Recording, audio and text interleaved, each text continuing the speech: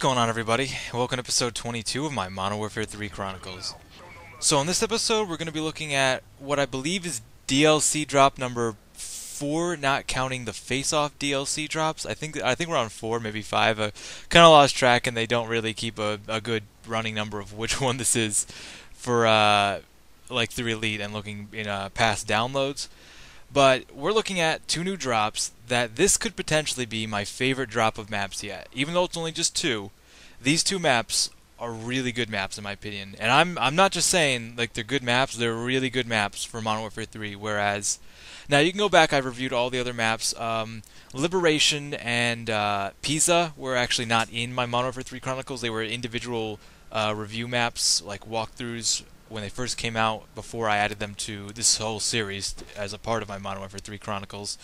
And you can go find those somewhere. They're out there on the interwebs, but I would have to say that until this DLC drop, the very first one, Liberation and Pisa, were my favorite drop. And everything since I've reviewed and I've said, they were good, but nothing was really more than like a 3-star at best.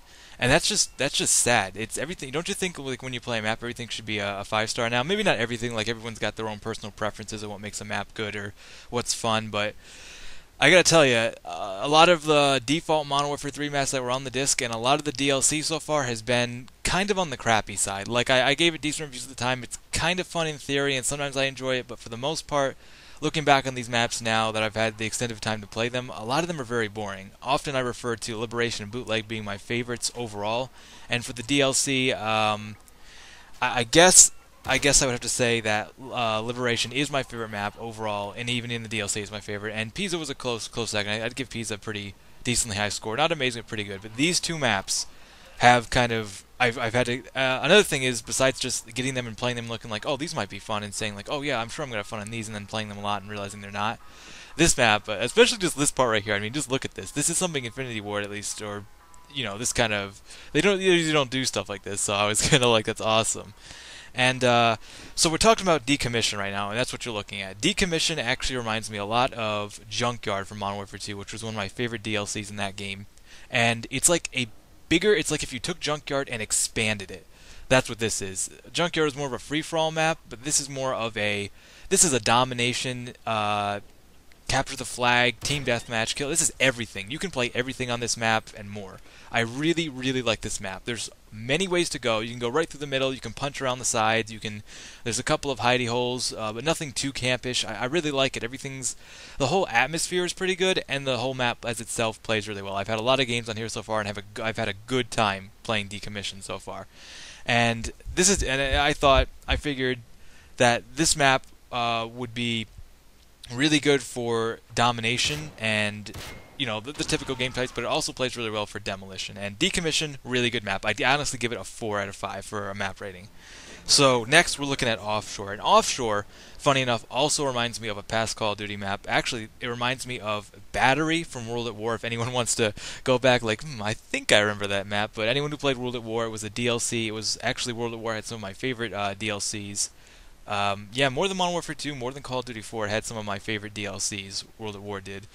And this map reminds me an awful lot of Battery. It's not even set up the same way exactly, other than Battery was, a ship out at sea, and this is an oil rig out at sea, so it's I think they're taking elements from Modern Warfare 2's, the style of those past Spec Op missions, but this map also plays really well. I can't explain it.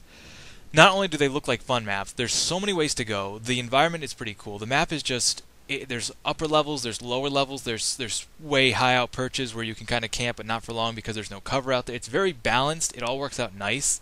Just looking down, just remembering where you are from time to time, how it's kind of like, where you are, just kind of it hits you, and then the whole map itself just plays well. I haven't encountered too much camping. It plays well for kill confirm, team deathmatch, and all that.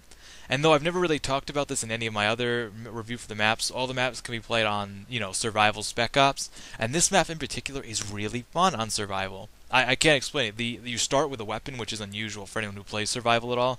You actually start with an ACR and a couple of equipment and ammo and stuff, and it's fun. I really enjoy this map.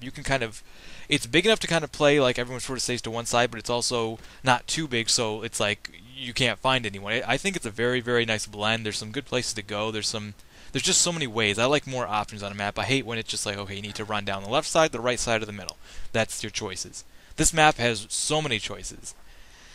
And I really like it. I really enjoy it. Like I said, it kind of reminds me of the feel of Battery, which is maybe why one reason I kind of come back to it and really like, yeah, it's like a good feel map because it reminds me of something I used to really like. It's that nostalgic factor. It's a pretty big a card. You know, anyone who plays a nostalgic card is it's always like a guaranteed sort of win. And honestly, I'd give this like pretty much a 4 to 5, if not a 4 to 5. It's just about on par for me at this particular map, Offshore, with Liberation and Bootleg. This has secured itself as my third favorite map in the game, I believe, and it's definitely my top 3. I enjoy playing it for everything. All game types, all Spec Ops, everything. It's really enjoyable. And I'm surprised how good this DLC drop was, personally. I mean, if you haven't gotten this DLC drop, I mean, I don't really recommend going out and buying any of these maps per se, even though I get the review. But if you have it, you gotta grab it. I think these two maps kind of got overseen by Terminal, which was released for free, which was the big hype. Oh, we released Terminal, and it's the fan favorite for Modern Warfare 2, and I'm sorry, but I disagree. I'm gonna make a completely separate video on Terminal and the whole situation with the remakes because they have yet to make a remake, except for Terminal coming out now. But I think these two maps sort of got overshadowed. That it was Terminal and this was also released in the same time. But these maps are way better. These maps are great. This is the kind of DLC that we should be getting, in my opinion. The other maps, like I said, were good. They're fun. They're playable. But these are really good. This is the kind of map that when I remember the game and look back on, like when I remember Modern Warfare 2, I look back on the good maps there. Call of Duty 4, any shooters, any games with multiplayer maps. Like I look back and I was like, oh, remember those maps? Yeah, those maps, those are good times. And I feel like these are the kind of maps. Like these are maps I'll look back on and say, yeah, this was fun. I enjoyed this. So, if you guys have played these maps, let me know. Let me know if these are your favorite, what your favorites are. And yeah, that'll do it for me. So until next time, I thank you guys for watching, and I'll catch you later.